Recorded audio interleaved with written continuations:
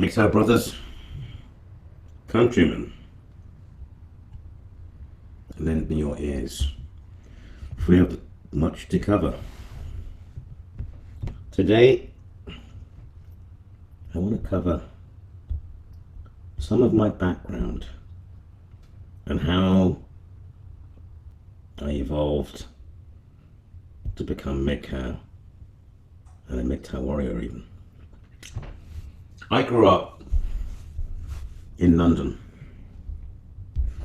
a suburb of London, to be honest, to be more precise.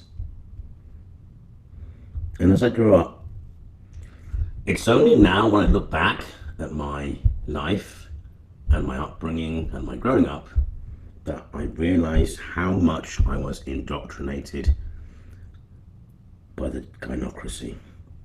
For I'd say this, it's stronger in the UK, the gynocracy, the whole blight of men, the whole denigration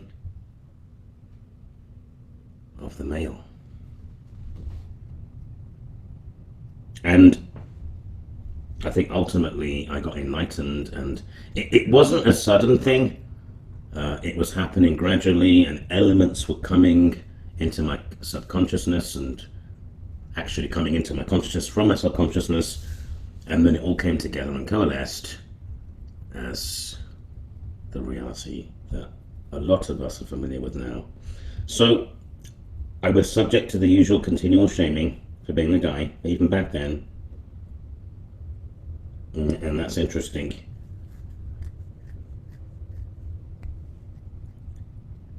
And then the usual fighting with other men for attention of women, and at that age it's much harder, you know. Basically you're subject to your own drives and sexual drives, and it never even occurred to me that it used to be different before, when the society was more tradcon, not even in going into whether it was better or worse. But it never even occurred to me. It was the way things were, and you accepted it, and you fought for the attention of other women, convincing yourself that you're different in some way or somehow, and getting lost in this disgusting fantasy. I think it's more interesting because what also forms us is the family that we're in, and our siblings. And my sister was a narcissistic whore of a bitch. It was really tough because she would continually put me down. She was shallow. All she ever got was the attention of guys. To be a good-looking girl in society, and I say this with no bitterness, just matter of fucking fact, you've been dealt the best cards of all. And yet we're told that it's male patriarchy, you know. It's so funny watching these other MGTOW videos, and it really does open your fucking eyes. And it's not just taking something as gospel. You have to just look at the evidence and look at these women. It's funny how young, good-looking women that never even considered being privileged in any way, it's not even acknowledged. And when you see it with your own eyes that they're privileged, and yet it's never even acknowledged, and you start to question your reality. You start questioning the crap, the complete utter bullshit that you're being fed. So I had to grow up with my sister she'd put me down with little tiny put downs, like narcissists often do, you know. She'd act like a big sister as if she cared, but she didn't really. And this proves out now when you see my life and some of the issues I've had, health challenges and things I've had to come across, you know. I've been subject to, and how she hasn't been there. But my point is, with the backdrop of a bitchy little older sister putting you down and seeing her disgusting antics, it further does make you realize how subjugated you were and are.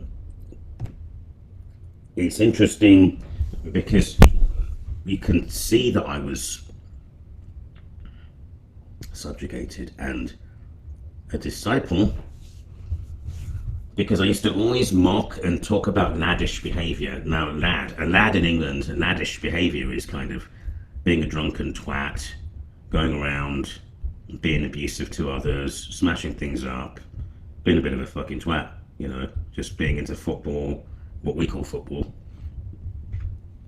And I grew up, go towards engineering, and I'm talking real engineering, not the bullshit in England where they pretend they're engineers and they're actually mechanics, proper educated engineering like the rest of the world, okay? Fuck off, you twats.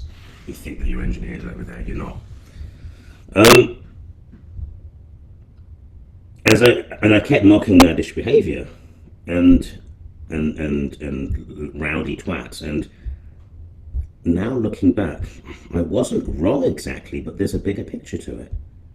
Because it comes down to dominance hierarchies and male dominance versus, and I'm going to sound pretentious here, but traditional female energy. And everything's all about balance. It's not like a changed stance exactly, but back then, because engineers are not, I hadn't made it yet. I was doing my degree, my master's, and it's hard frigging work. I did do it in the end, and I had no idea when I achieve it what would happen, because engineers in England are treated like crap. They're not respected. The pay is rubbish. You got mechanics and plumbers and fucking low-life scum thinking that they're engineers, and the title isn't protected. So you don't really see it as anything. My passion was engineering. My passion is engineering. Passion is cars. But back then, I could never have imagined. I could never have contemplated what I would become now. What I've achieved it beyond my wildest dreams. And that's a message, if nothing else, that I want to portray to everyone here. And I'll continue to do so. What will you become? How do you know what you're going to become? Especially to us younger MGTOW brothers here. Anyway, before we get to that, the war between the sexes.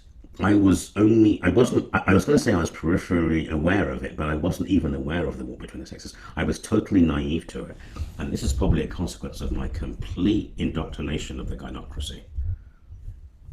I mean, evidence. I would make a point not to look at women, not to go. I mean, I understand being a lech and being gawpy is pretty sick, and that's again extremes of behaviour.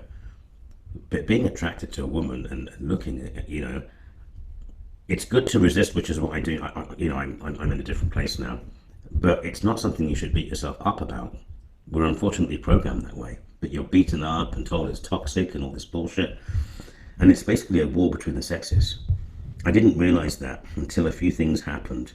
I made too many concessions. I had many girlfriends, and I would always do things like, well, looks aren't important. It almost like a religious dogma. We must overcome and not think about looks, and it's not fair on women, it's objectifying women, and all this utter crap I bought into.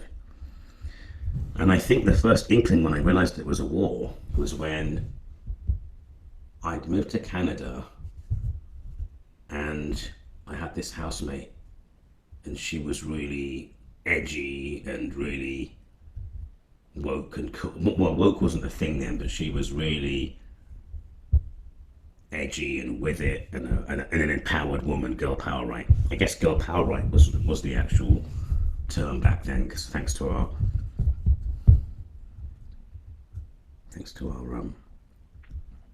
popular culture. And my friend over in Canada, she critiqued her because that landlord I had, or that woman I shared a house with, was head over heels with this other guy. And I hadn't made it as an engineer yet. This is between my masters and my degree and my masters. And this guy had, and I thought, what a cool guy. But she completely kowtowed to him. And my other friend said to me, I think it's really sick to see this. I mean, men are the enemy. And like a cat, my ears went up. Men are the enemy? Because I was totally oblivious to this whole war that was going on. The best way to win a war is when you have war against a whole bunch of people that don't even realize it's going on. I didn't know it was going on. I didn't know it was a war between men and women. Poor downtrodden flowers, man. and so my ears pricked up. And then the second time in my life, looking back, when another little nail to make me realize that there's a war going on was I ended up with someone, a very sweet woman, and it's funny because you wouldn't think a blue pill simp type would do okay with women, but I found my element between my degree and my master's when I went onto online chat rooms and stuff, and obviously because I adhered to this, well, you mustn't judge on looks at doctrine. It basically is the same as saying lowering your standards, because that's the ideal. Men can't have any standards, and women have to have all the standards. That's why you see 80% of women, 90% of women going for the top 10%. And I still think it's more complicated than just looking at looks, like some of the extreme, but I don't give a shit anymore. It's not the point. I ended up with someone, and she had 2 kids. She was a sweetheart, and when she loved with her full heart. So I'm not going to speak loudly of her, because she's one of the women that comes close to a no-alt, and she's a good woman. I think it was right that we didn't end up together. It's cool. I mean, it's the way things are, or were. But my point is, I saw one of her letters she sent to me had so much heartfelt passion. I sent to another friend of mine, and she said she started laughing, and it wasn't the same friend, it was another friend, and she started laughing and saying, "It's so sick to see some people like that, considering how men are. It's a battle." And that was the second time my ears went up, and I thought, a battle? So there's 2 instances in my life, and in this battle that's happening, this underground battle, which is absolutely real, but most men don't realize. Most simps and most blue pill people are oblivious to what the fuck is going on. So this happened. The thing is, healthy, attractive women want to be shown off, and I discovered this time and time again until I finally accepted it. Healthy, attractive women want to be shown off, and when you're indoctrinated by feminist bullshit, gynocratics ramblings, you refuse to acknowledge that. It was an eye-opener to me, and there's nothing sexist about it. It's just the way things are. It's not always the case, and relationships are basically like a business transaction. There's a whole scheme of things. You look at your attractiveness, evaluate them against her attractiveness, and the guys looked at how, his height and his weight, his height and his looks to a degree, but also how much of a provider he is and how much he earns. The woman is more looked at how they look more, and that's the way things are, and it's a business transaction. How fertile she is, how young she is, if she's got kids or not, so it is a business transaction. And what's happened lately is, I'm sure you of the MGTOW students know, fellow warriors, that thanks to society and all this gynocratic brainwashing, average women are now going for the top 10%, and us as guys, and not us MGTOW people, but guys in general, are allowing it, and that's the problem. And because of things like this, because I was so indoctrinated, I didn't realize some of the traditional things, like women still want to feel protected. There is a desire for masculine men, And I'm not being a PUA because I don't really care anymore, but it is there. There's no point in denying. This is reality. The reality is there was a war between the sexes, and when you're a simp and you're indoctrinated with bullshit, you don't see it.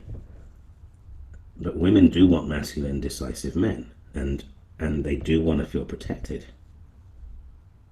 And if obviously masculinity is being pushed away and pushed aside and quashed. The other and I'm jumping around a lot, and I'm jumping around a lot in my life, but I'm doing it to present my evidence. Years and years later, when I moved to America, during my kind of when my marriage was failing and I was in the middle of a divorce, and you know how long divorces go on, I had a thing with this thing. I'm going to talk about her later. She's earned a place in this, in my Slatin corner, which I want to cover about her. Her name was Sharon, should we say, and she is a woke, feminist, man-hating, huge elephant of a woman, to be quite frank, and she's pretty disgusting, but she's very intelligent and introspective. And at the time I needed attention, and I went to see her, and I thought, this is bad. I don't think this is good. She's from Washington State, probably one of the most libtard places. But anyway, we continued to stay in contact long after I'd moved back to the Midwest and all this kind of crap. And my point is, I'll do this, and I usually keep my mouth shut because I like to listen, because I like to get a real touch of really how left-wing people are, and liberal, especially extreme ones, because it keeps you in touch. As a scientist or an engineer, you need to measure reality and modify your models. And you talk to these people and get a real feel for where they are, and you tell other people that are on the left, and they say, well, that's just right-wing propaganda. Well, this isn't right-wing propaganda, because this is a real person, and she's frigging nuts. This Sharon hates men. My point about saying she's an elephant is, you'll see this because they don't want to make an effort, because they see making an effort in their looks and looking after themselves.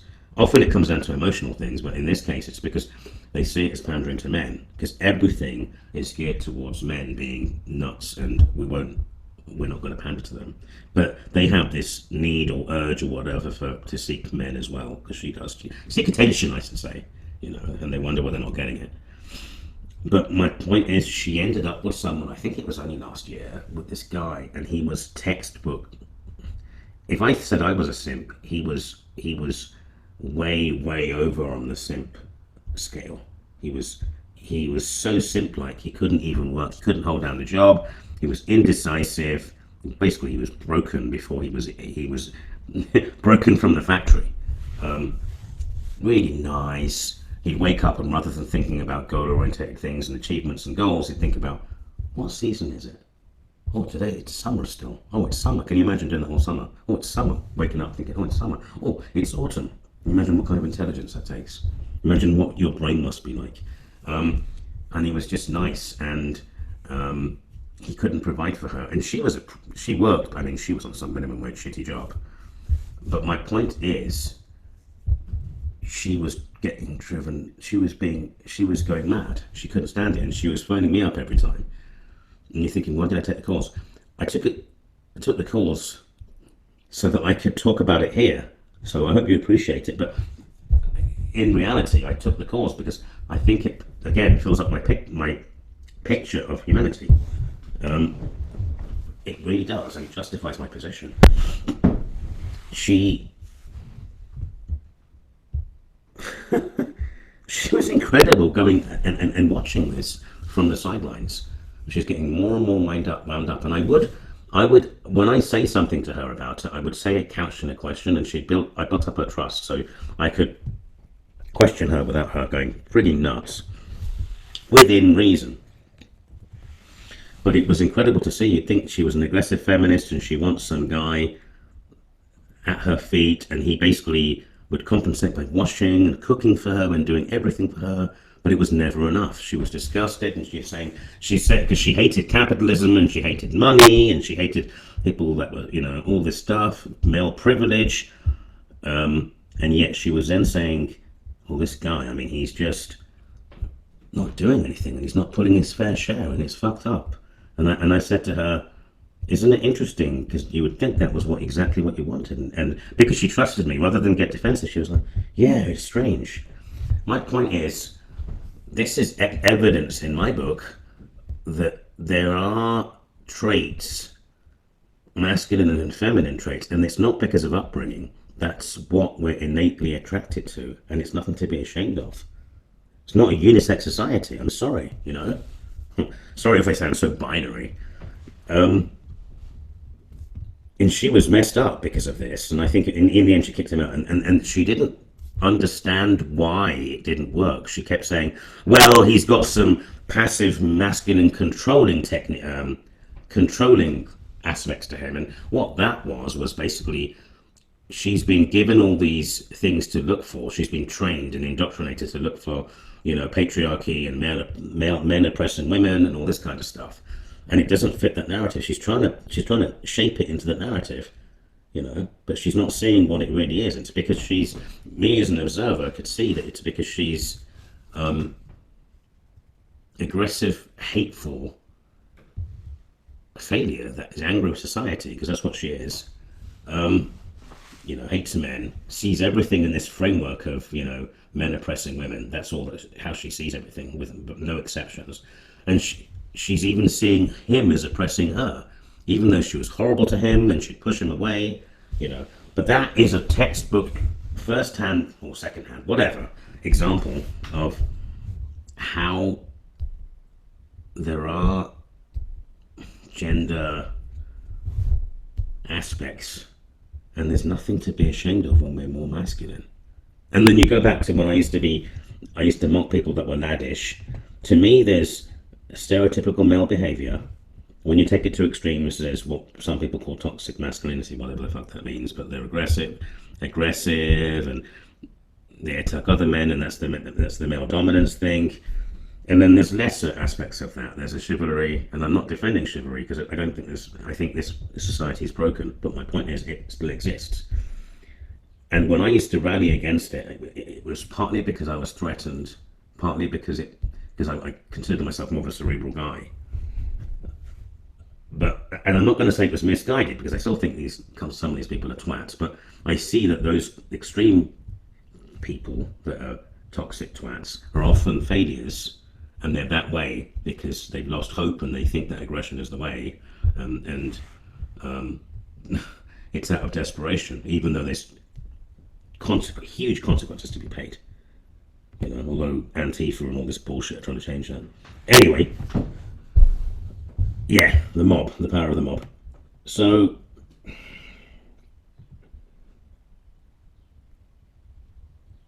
the next thing, we talked about success. And how I could never have achieved, or I could never have contemplated what I had achieved now in terms of my career and in terms of my life. Women invariably hold men back, almost invariably. I don't know if this was the case in the old days, because he used to always say stuff like, behind every successful man there's a great woman. I think that could have been true in the old days, but now it's almost certainly is not.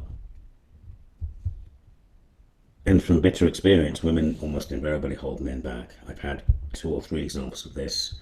All my relationships, there was a woman called Joanna, Finnish, and we almost got married.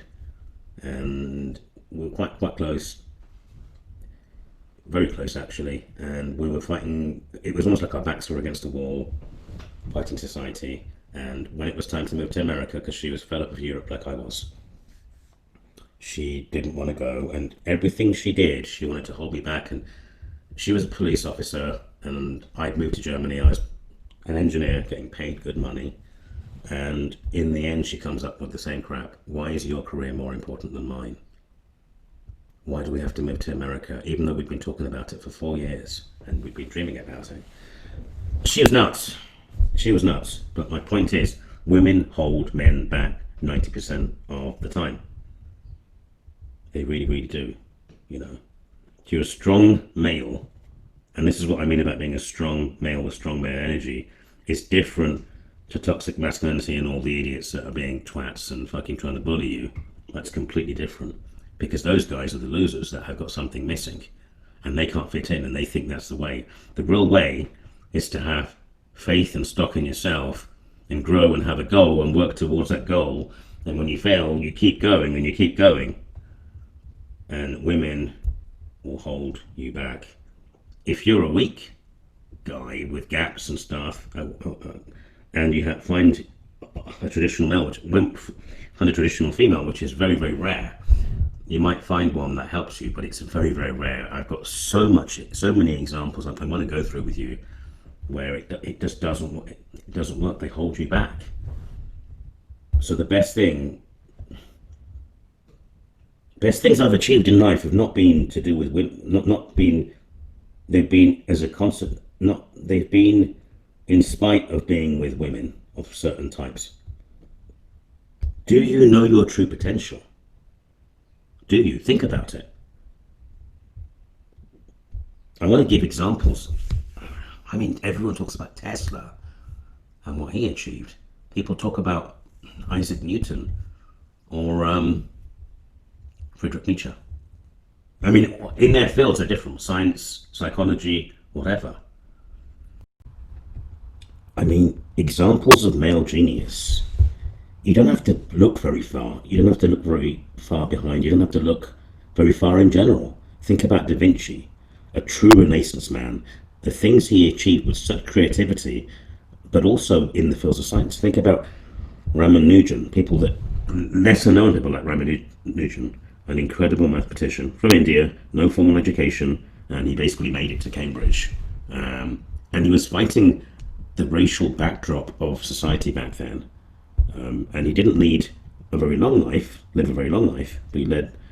the things he achieved mathematically in terms of numbers and series are being used today by NASA and other scientists, you know. And this is with no formal education from a country that was really, really considered backward by the British Empire at the time, and he still achieved. Okay, you know, a guy. Think about Einstein, you know, Nikola Tesla. What else do I say? You know, it's just boundless. It's boundless what we can achieve if harnessed and followed. And this, our exposure to the bullshit of society right now does not help. It really doesn't help. And being shackled by a toxic woman who's not going to help you and is going to hold you back, because that's how most women are now. There's just no point. There's no point to it. You're just going to be putting all your energy into bullshit and kids, and there's nothing wrong with kids, but I mean, if it's going to be you working and also looking after the kids and draining your brain power, well, think about it. Do you know your true potential? Are you living up to your full potential?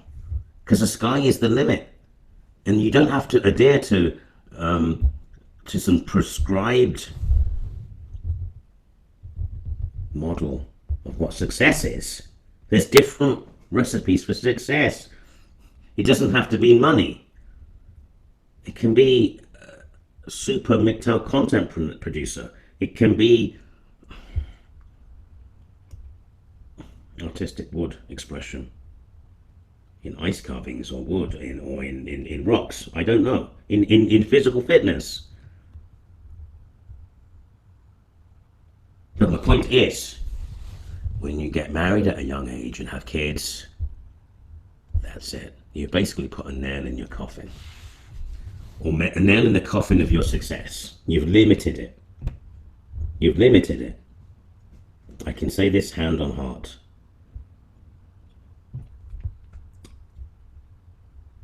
So, you've limited it because when you get married, you typically have to provide for someone else. I gave an example where we have the reverse and the woman is the breadwinner, and it's possible, but very, very rare. But it's possible. But you basically get dragged down. You've got to provide, and I understand if it's for kids and stuff, but often it's for trivial bullshit and crap and bad financial decisions. My ex-wife liquidated her 401k, and I told her not to. And she said no, and she did a whole gaslighting thing. I said no, you didn't. She liquidated it, and guess who had to pay the penalty? Yeah. So you've got to deal with bullshit like that. I told her not to buy a brand new car, because buying a brand new car is, if you have a passion for it, it's different. She doesn't. She wanted something to get her from A to B. She buys a fucking brand new car. Biggest waste, and she buys it on payments and leasing. Yeah, you could. Yeah. So you got to deal with that kind of crap in most marriages. It's a load of fucking shit, you know. I had another friend called, let's call him Smitty. We used to hang out together. He was a good laugh. He was what I thought was an independent thinker. And during my divorce, 20 years later, he got back to me and got in contact. It was great.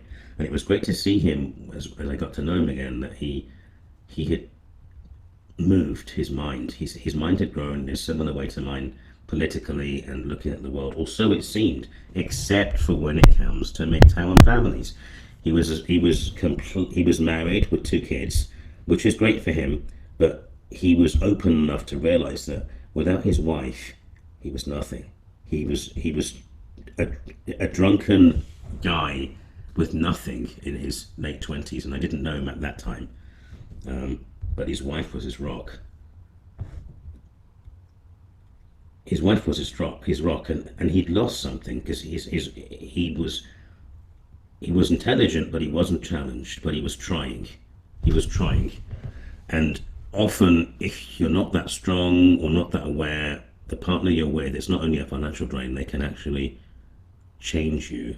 And if you're questioning, I mean, Socrates said it, an unexamined life is the life not worth living. And I think it's a bit harsh, but I think there's truth to that. And it's sad to see when you see someone who was smart be held back. So it's not only financially, it's also from a personal growth point of view.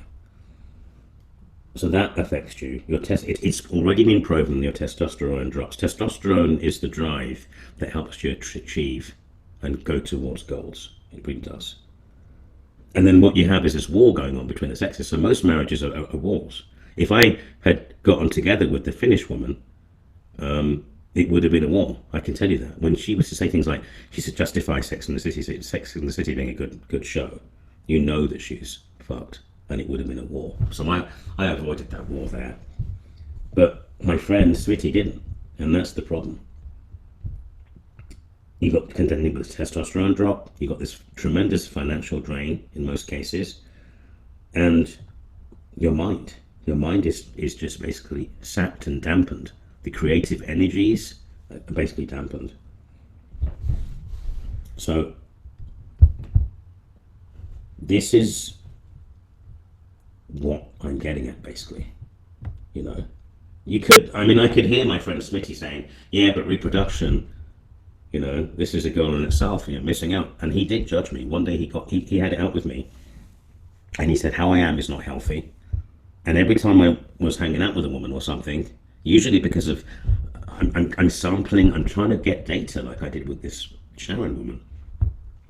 He would ask, well, what happened? Did you impregnate her? And he was obsessed with that. And it's like, life doesn't revolve around that. And I realized why. Because in his life, his woman was his rock, because he was too weak to survive. And he'd probably be the first, if he's honest to himself, to admit this. But it's not the being and end all. And I say this to you, MGTOW warriors. It's not the being and end all. He's got two kids. He's reproducing. Maggots reproduce. Big fucking deal. If you can't do anything else, you can reproduce. That's something. It's a consolation prize. I'm not saying everyone that reproduces, you know, can't do anything else, but the reverse can be true. And yet he had the gall to talk about, he uttered about green platitudes and eco shit, you know. He's reproducing, having fucking kids, but he's talking about eco shit. Yeah, great. That's the level of intelligence you're dealing with. So the other point, and the last point really, which is one of the most important, is clarity. Clarity comes with age for a man, because quite frankly, he's thinking with the correct head. When you're younger, your mind is swimming with hormones and drives, and you'll do anything for a taste of that pussy. But as you get older, you start to think more balanced, and you think with the correct head, and it gives you amazing clarity and control. You become unstoppable. If you're doing something you love, which is what I'm doing, you're on this incredible path. I wouldn't judge someone like Liberation Y, who decided that he doesn't want to be part of a gynocratic system, and he wants to donate as least taxes as possible. You know, I don't want to judge anyone, because I don't think it's about that. We're on our individual journeys. But for me, it's been incredible. You do something that you love, and you experience what I call flow, because you're doing something that you love, and it feels great. I don't perhaps enjoy what I do as much as I used to, and the things I've achieved, but I want everyone to experience this, you know. And you don't have to be a Tesla. I mean, you may be known in your little field. I think Liberation Y is someone that's been incredible. He's a good example because if you look at him compared to some of the other big MGTOW creators, I would rate him higher personally because I think he is eloquent and his message is so strong, and you know, and to me that's huge. So it's again a difference between being good and being successful, but in your own way you are. So as you get older, you start thinking with the correct head, and that helps.